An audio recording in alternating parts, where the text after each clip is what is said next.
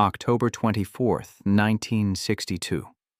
General Semyon Ivanov sits in a dimly lit briefing room beneath Moscow. An intelligence officer slides a folder across the table. Inside are reconnaissance photos and updated estimates of American nuclear capability. Ivanov's face goes white. The numbers aren't even close to what they thought. For months, Soviet leadership believed they held nuclear parity with the United States. Khrushchev boasted about it in speeches. Soviet generals planned Cuba accordingly, but the folder in Ivanov's hands tells a different story. America doesn't have 200 warheads, not 500. The actual number makes their Cuban gambit look suicidal. What these generals said in that room and the panic that followed would determine whether humanity survived the next 13 days. Soviet military intelligence had been feeding Moscow's leadership comfortable fiction since 1960. American bombers? Countable. American missiles? Maybe 100 ICBMs, tops. The entire Soviet strategic plan rested on a simple assumption: rough nuclear equality with the United States. General Ivanov believed it. So did Marshal Malinovsky. So did Khrushchev himself. They'd staked the entire Cuban operation on this belief. 60 medium-range missiles in Cuba would level the playing field. Give Moscow leverage. Force Washington to negotiate from weakness. But intelligence failures have a way of revealing themselves at the worst possible moments. The American U-2 photos of Soviet missile sites in Cuba reached Kennedy on October 15th. What Soviet generals didn't know, what their intelligence apparatus had catastrophically miscounted, was what America had been building while they celebrated their Sputnik triumph. The briefing folder contained updated CIA assessments, intercepted from American military communications. The numbers were devastating. America possessed 3,500 nuclear warheads, and not weapons, warheads. They had 1,306 strategic bombers ready to strike Soviet targets. They had 183 operational ICBMs, more than Soviet intelligence had estimated for their entire arsenal, and 144 submarine-launched ballistic missiles already at sea. The Soviet Union had 300 warheads total, maybe 20 functional ICBMs. Their bomber fleet was obsolete. "This changes everything," Ivanov said, according to declassified transcripts. "We are not deterring them. They are tolerating us." Once the true numbers were confirmed, Soviet military leadership faced brutal mathematics. Every scenario ended the same way: total annihilation. If America launched a first strike, the Soviet Union would cease to exist within 2 hours. Every major city, every military installation, every industrial center. Gone. The Soviet retaliatory capability would manage, optimistically, to destroy perhaps 50 American cities. Devastating. But not civilization-ending for America. They'd survive, rebuild, win. If the Soviet Union somehow launched first, the arithmetic got worse. Their missiles would take 35 minutes to reach American targets. America's bomber fleet would be airborne in 15. Their submarines would launch before Soviet warheads even detonated. The American counterstrike would be total. Overwhelming. The Soviet Union would still cease to exist. America would still survive. Marshal Malinovsky ran the calculations repeatedly. He kept hoping the numbers would change. They didn't. "We have been playing chess without knowing our opponent had 5 queens," he told Khrushchev on October 25th. "We moved pawns as if it mattered." The Cuban missiles suddenly looked different through this lens. 60 warheads stationed 90 miles from Florida, against 3,500 American warheads. It wasn't leverage. It was provocation without power. They'd given Kennedy a reason to strike without giving themselves the means to survive his response. General Sergei Biryuzov, architect of the Cuban deployment, understood immediately what this meant.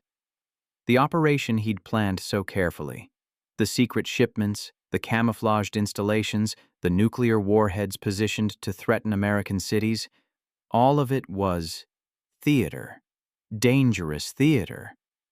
"We thought we were moving to stalemate," Beryuzov admitted in classified debriefings years later. "We were actually announcing checkmate against ourselves." Soviet submarines near Cuba carried nuclear torpedoes. Submarine commanders had authorization protocols. Complex, yes, but protocols nonetheless, to use them if they believed war had started. Each submarine captain was essentially a walking doomsday switch, operating with outdated intelligence about the strategic balance. On October 27th, submarine B-59 would come within minutes of launching such a torpedo against American destroyers. Captain Valentin Savitsky, exhausted and convinced war had begun, ordered the weapon prepared. Only the presence of Commodore Vasily Arkhipov, who happened to be aboard and outranked Savitsky, prevented the launch. Arkhipov hadn't seen the intelligence folder. He didn't know the real numbers. He just had a feeling that starting a nuclear war seemed premature. That feeling, that single moment of hesitation, may have saved the species. The intelligence reached Khrushchev on October 26th. He'd been in meetings for 18 hours straight, sleep-deprived, under pressure from hardliners who wanted to stand firm. Now this. He read the reports twice, called for vodka, drank it, called for verification. The intelligence was solid. America had been conducting exercises demonstrating their readiness. Their entire Strategic Air Command had gone to DEFCON 2, one step below war. They weren't bluffing. They were showing Moscow exactly what checkmate looked like. Khrushchev's hands shook as he drafted the letter to Kennedy.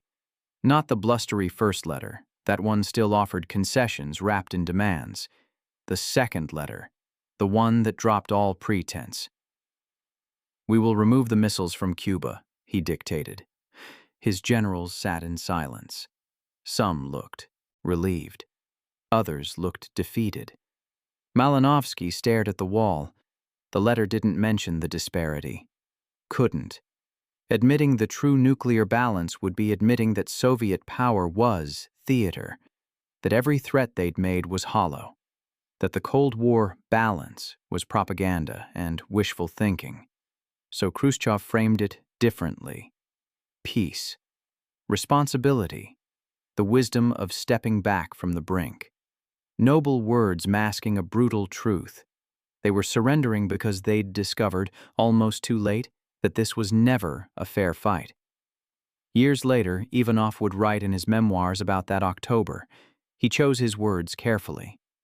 The book was still published in the Soviet Union after all, but one passage stands out.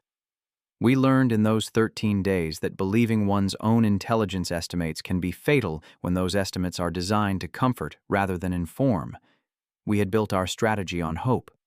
America had built theirs on arithmetic." The Cuban Missile Crisis ended on October 28th. Soviet ships turned around. Missiles were dismantled. Kennedy declared victory.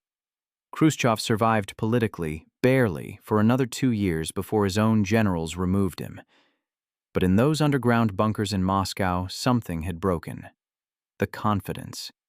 The belief that they were equals in this deadly game. Soviet military doctrine would change fundamentally after Cuba. Less bluffing, more building. A determination to never again find themselves in a room counting their opponent's weapons and realizing they'd been living in a delusion. Decades passed before the full story emerged. Soviet archives opened slowly. American intelligence was declassified gradually. The participants aged. Some died.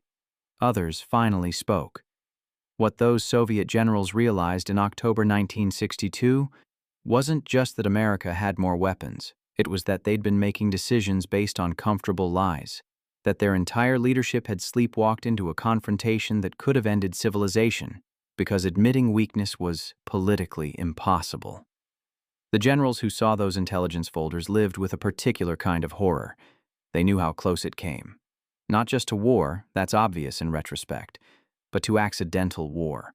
To submarine commanders launching weapons based on bad information. To strategic calculations made in panic using numbers that were catastrophically wrong. Ivanov kept a copy of that intelligence report until he died. It sat in a locked drawer in his study. His daughter found it after his funeral.